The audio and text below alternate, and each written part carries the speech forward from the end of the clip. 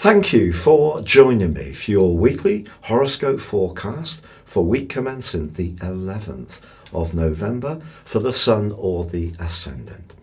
If you've yet to subscribe to my channel, I'd be honoured if you did so now. Please click or tap on the bell notification symbol.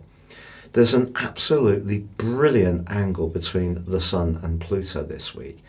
But it is going to link in with the full moon, which occurs on Tuesday in the sign of Taurus, which is very much to do with security.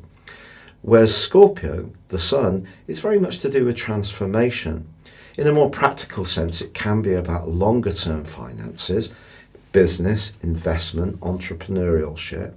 In this opposition with the moon, something may need to be realigned, but Pluto is going to assist, being in a very positive angle to both positions. Pluto is very positive if we can sacrifice ourselves to its influence. So if we resist change because we do want to maintain the status quo at all costs, it can get a bit bumpy. But if we just recognise that change doesn't have to be in a physical or material sense, it can be inside of ourselves.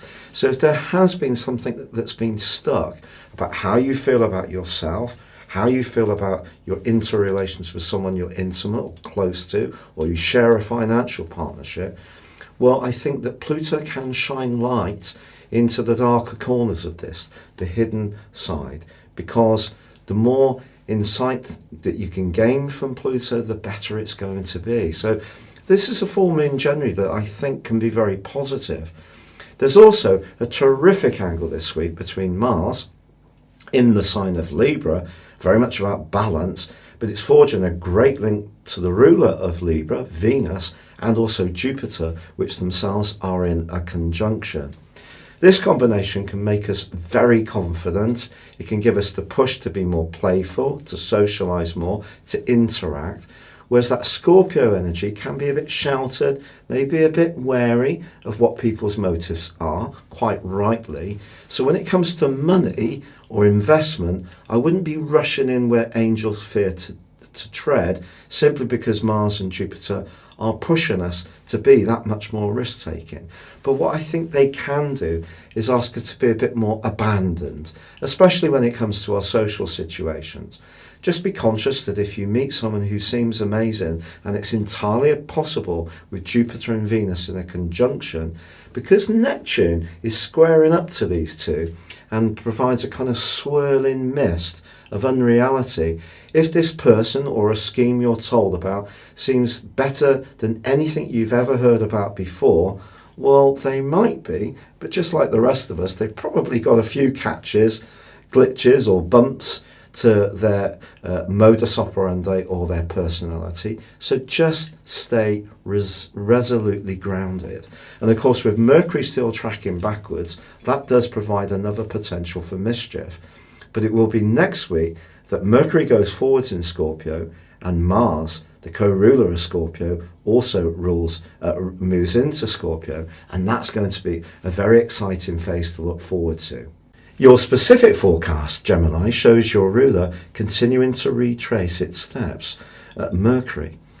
With Mercury going backwards in the part of your horoscope to do with details, anything to do with appointments or paperwork or just life structure and organisation may need even greater care and precision. But there is this week, without doubt, an absolutely sensational combination between Venus and Jupiter in your sector of relating. And they're linking beautifully to Mars, the planet of drive and energy, in the most exuberant and affectionate part of your scope. What's not to like? This could be a game changer. If you're single and someone asks you out on a date, it really could get your pulse racing.